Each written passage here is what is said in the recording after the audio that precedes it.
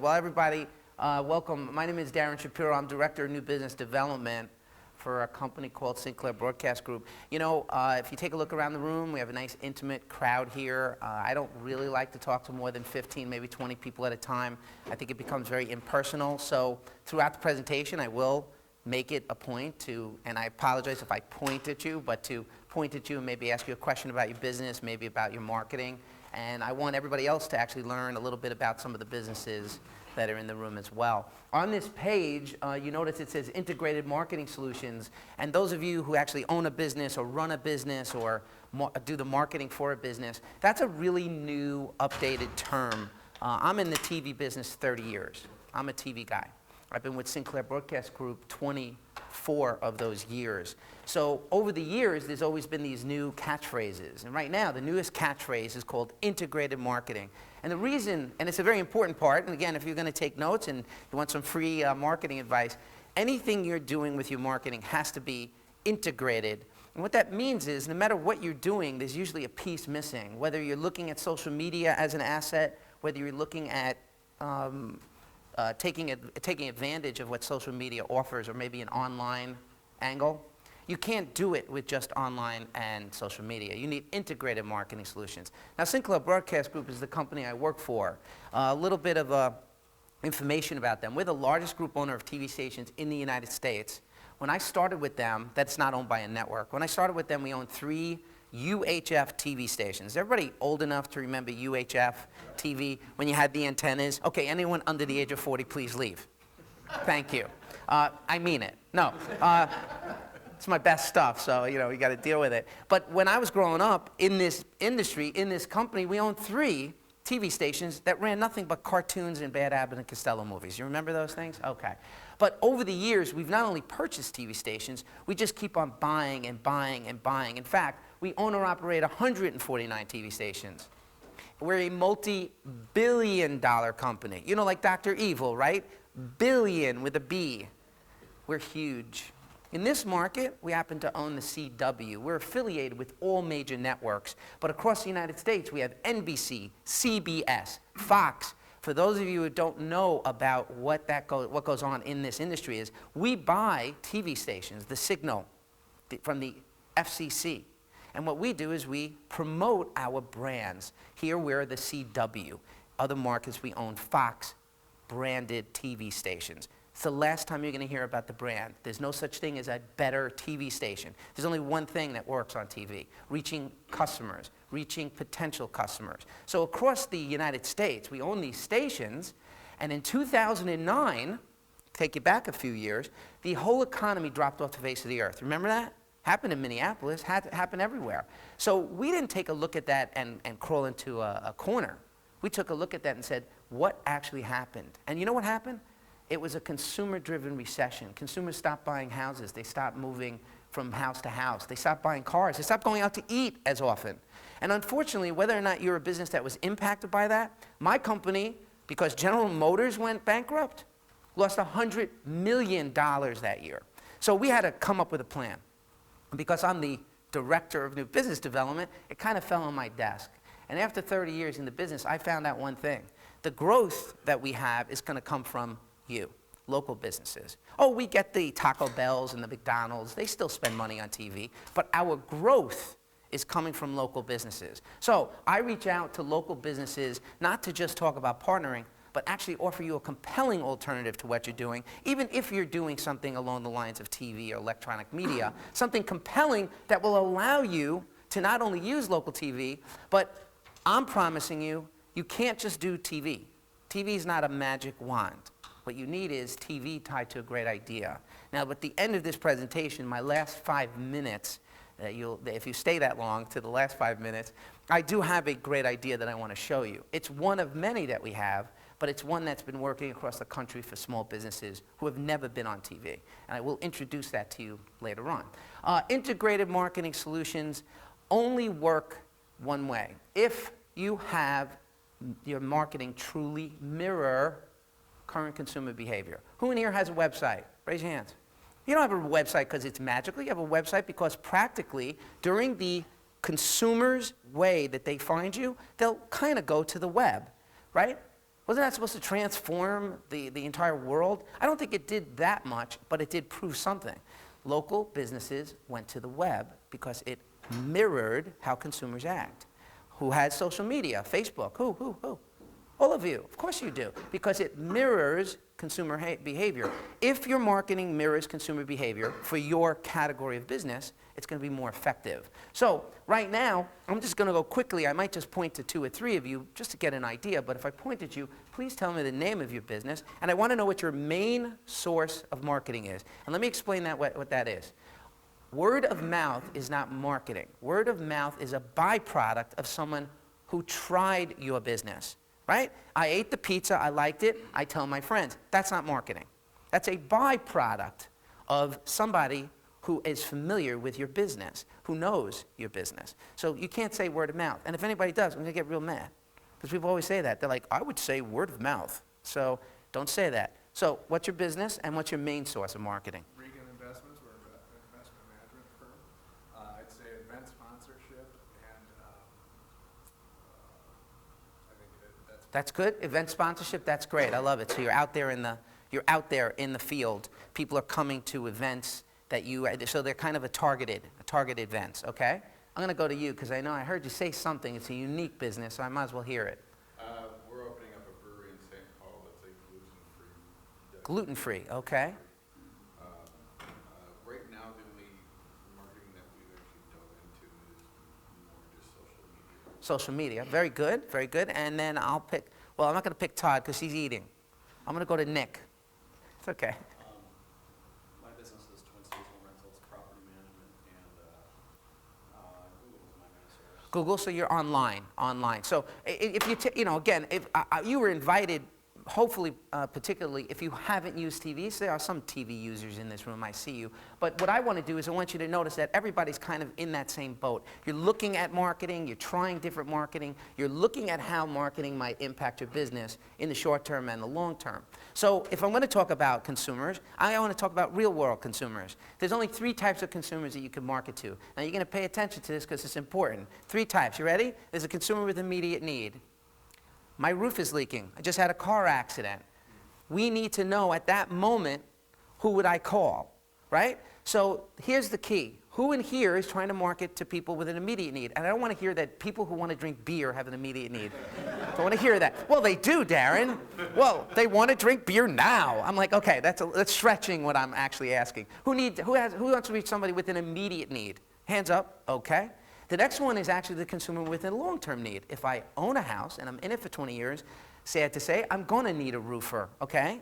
So again, the people who raise their hand for immediate need, of course, you're looking for people that eventually might need what you have. But the last one is a kind of a unique one. It's a consumers with a perceived need.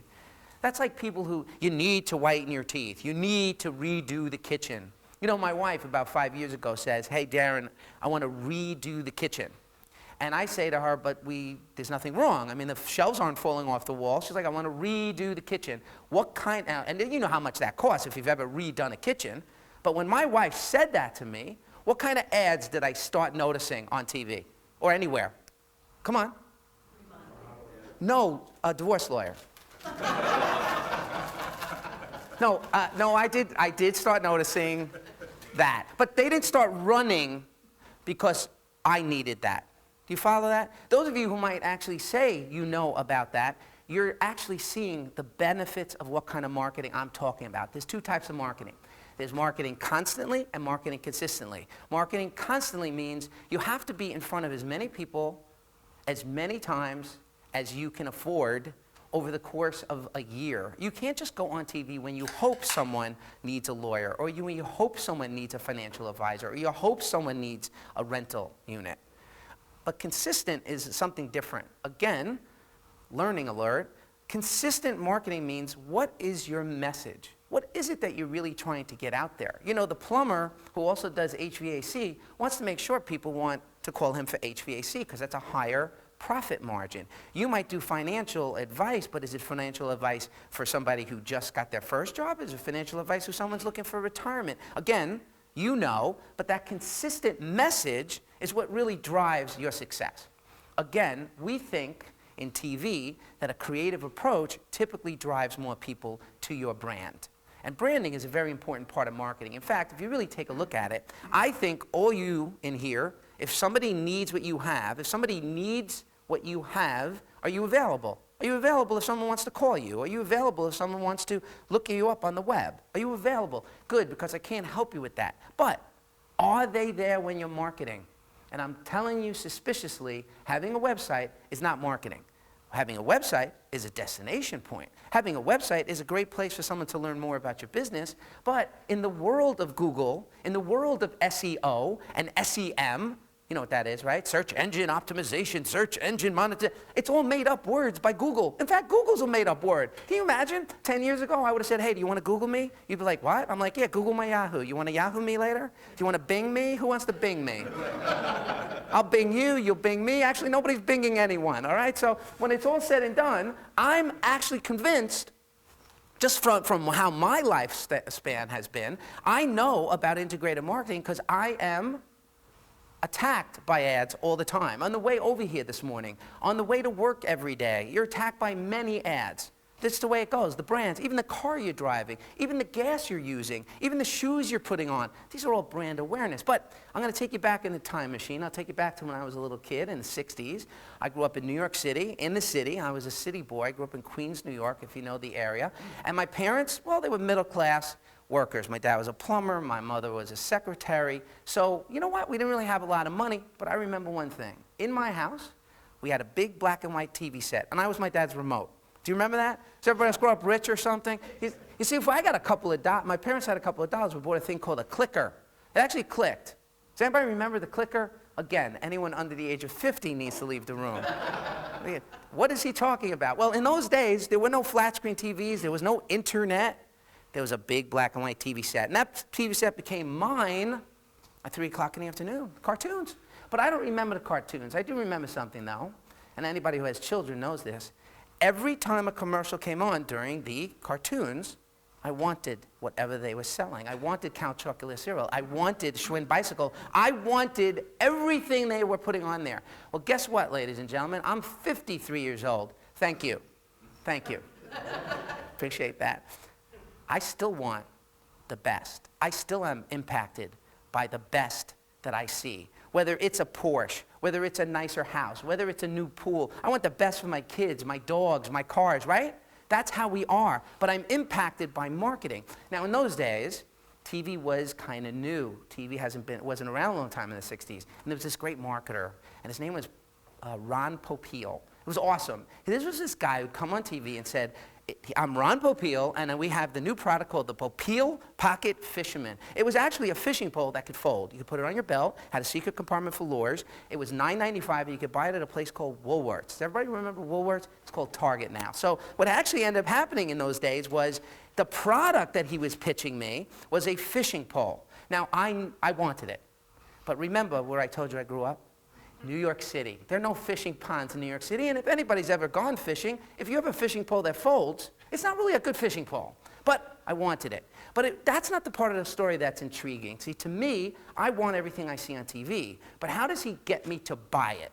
Well, he tells me about it, tells me where to get it, but he's creating almost, it's a perceived need, but he's telling me where I could get the product. Now remember, you got to look at your business and figure out how many times are you in front of a consumer, making sure they know that you have a product for sale or service to offer them. How often? How many people? Well, anyway, I go to Woolworths with my parents, and when you walked into the store, he was very smart. He bought what's called end-of-the-aisle display. And all he was doing was using integrated marketing in those days, making sure that his name, his product, was in everyone's face. But that wasn't enough. He put a sign that said $9.95. But that wasn't enough. In fact, for my parents to understand what the product was, he put this sign next to his product. I know you've seen this sign. You don't see this sign. Never see a sign that says as seen on the internet, as seen in the yellow pages. You see as seen on TV. Now, regardless of whether you believe it or not, television is the only medium, the only one that brands your business. Now remember, you all have names to your business. In fact, everyone in here, if I say, what's your business, you'll tell me the name of your business. A name is not a brand. In fact, what brands do is it gives you instant credibility. Who in here knows about the Sham Wow or the Snuggie? Okay, I've got the leopard one. Chicks dig it.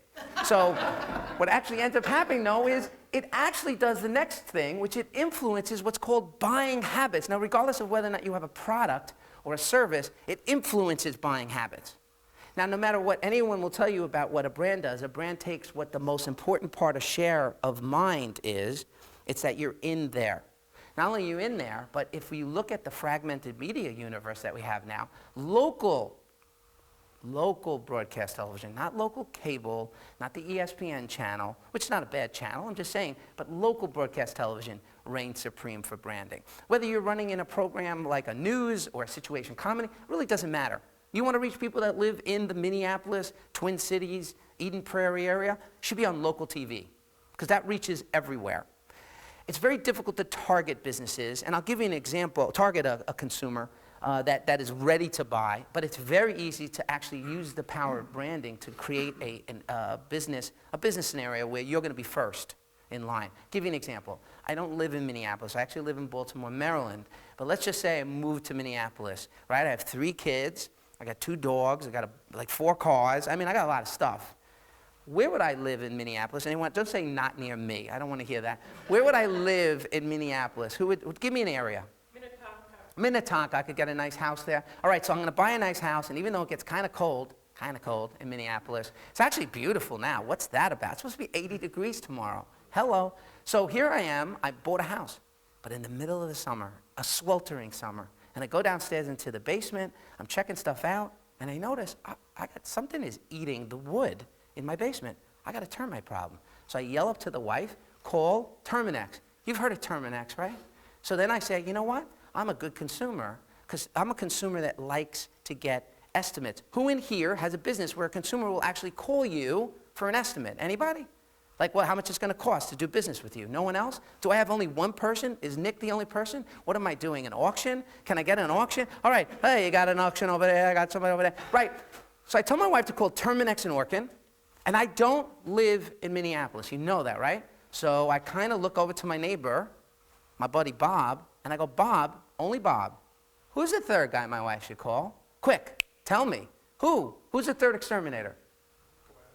Boy, I don't know. I don't know that one. All right, who's the third exterminator? You might know because you're in that biz, maybe. You don't. Here's the problem for you and you and you and you and you. Not you. You work for me. You. You don't need an exterminator, but you know Terminex and Orkin. And in a good economy, you know what? Consumers don't even go more than 3 deep for estimates. You know what happens in a bad economy? They might go 4 or 5 deep. I stop 100 people in downtown Minneapolis. I'll stop 100 people within 15 miles of your office, and I'll ask them, name me 5 people who do what you do. But I'm not going to name your business. You don't come up, you're done. You're done. Because if you're not on the top of mind awareness, you got a problem. Now remember, we're not talking about me turning you into the iconic brand, but those guys have always been the king of beers. Okay, ever since I was a little boy, I drank Budweiser. Did you hear that? I really did. No, Budweiser is awesome. But I don't need to see an ad for Budweiser to know what they do. They don't sell cars. They don't rent apartments. They're beer. It's all beer. Why do they keep marketing? Because they want to beat Miller. You have competitors to your business, most of you.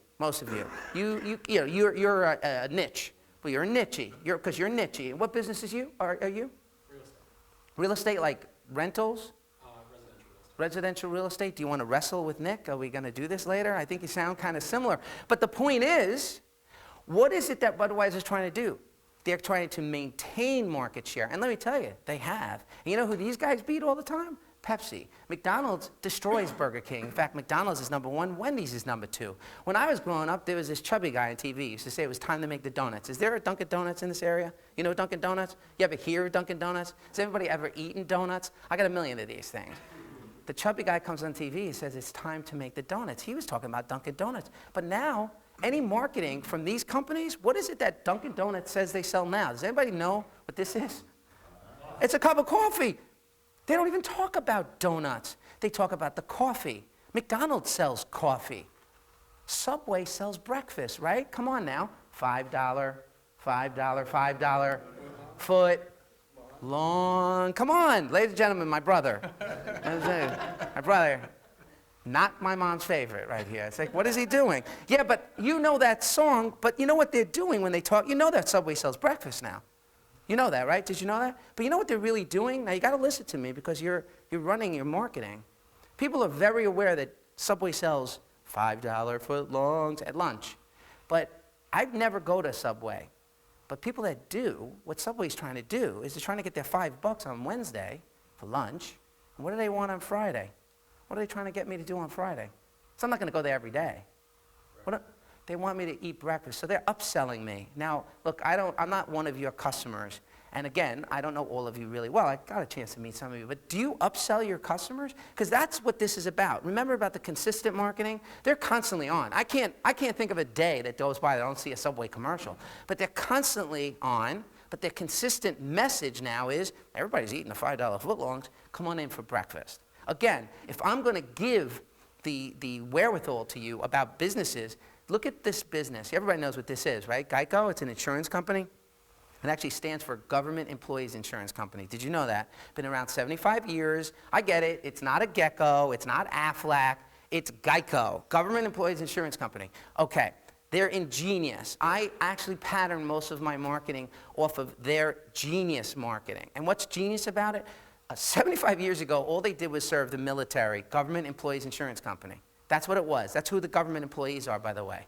But Warren Buffett, who has a few bucks, went, bought the company, turned it into a business to consumer, right? And started with the most basic, the best marketing I've ever heard. Give us 15 minutes, you'll save 15%. Does everybody not know that? But here's the joke. Nothing in my life, anybody here an insurance agent? Okay, good. There's nothing more boring than insurance. I don't think we get excited about doing insurance. I'm not like, honey, wait until you see what we're doing tonight. We're doing insurance tonight. And not only are we doing it, we're going to do it hard, baby. You know, like, it's not happening. But they've taken this category and they've blossomed it. In fact, I see We Are Farmers, bumping up, State Farm, Progressive, Allstate. I could name 10 insurance companies. Yet, how often do people change their insurance? Every day? Every week? Are there anybody here that really changes? Because you got a problem if you're changing your insurance. So what are they doing? Well, it sounds like they came to one of my seminars. You know what they're doing? They're constantly in front of you, but they're consistent. They don't no longer just talk about 15%. You know what they talk about? RV insurance, motorcycle insurance, home insurance. Do you not notice that?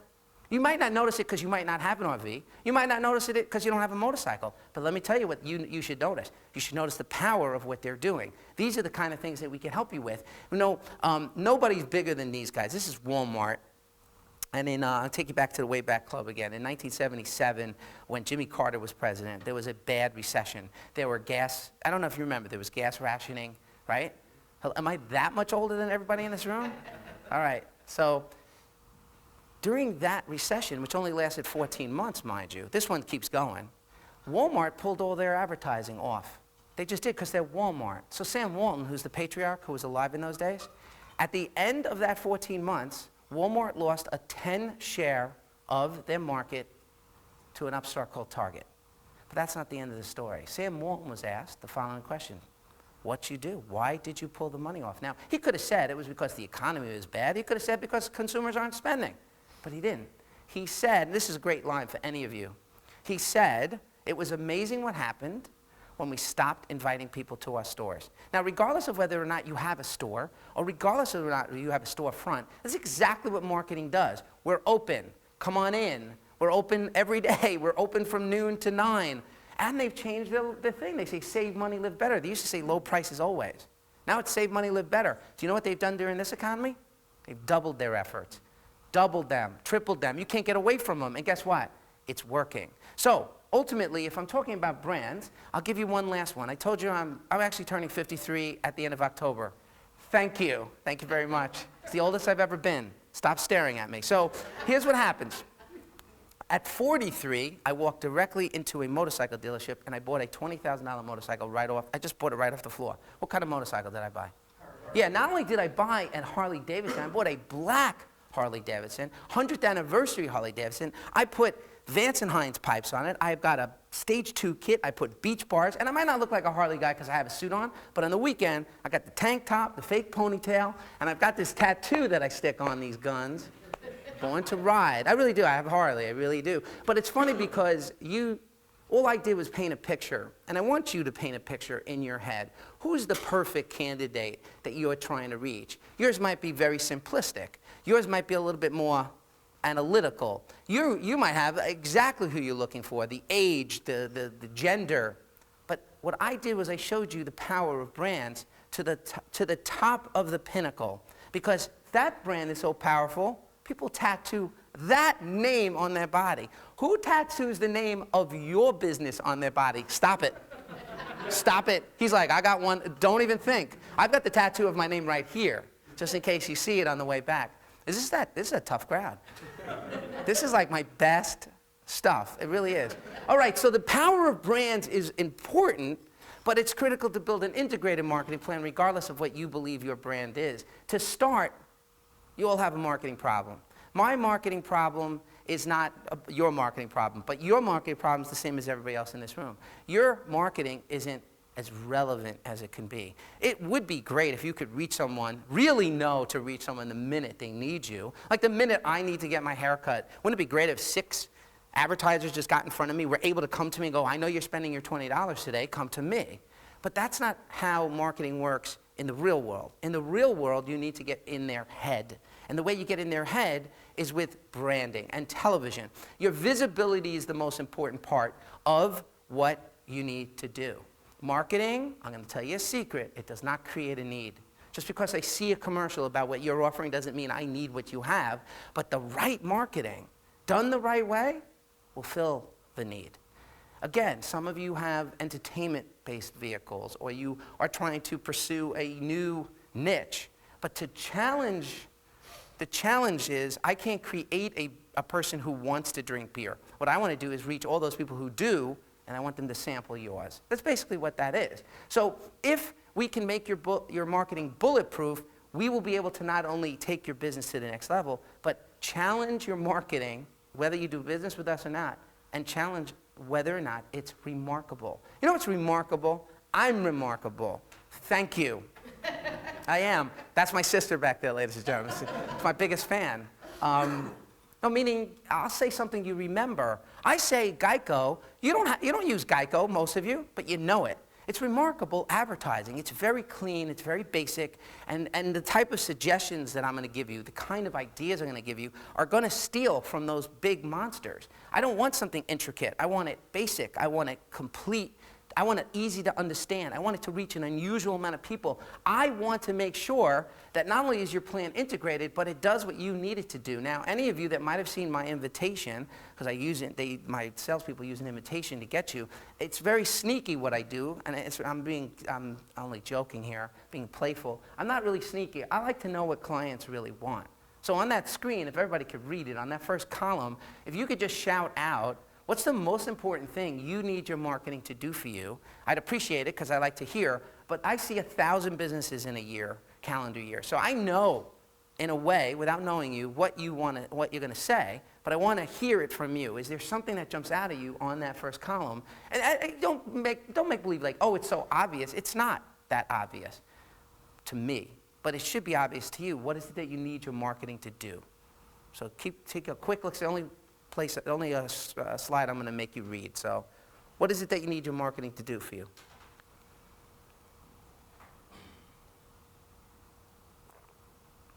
Anyone? Something jump out at you? I need to. What's that?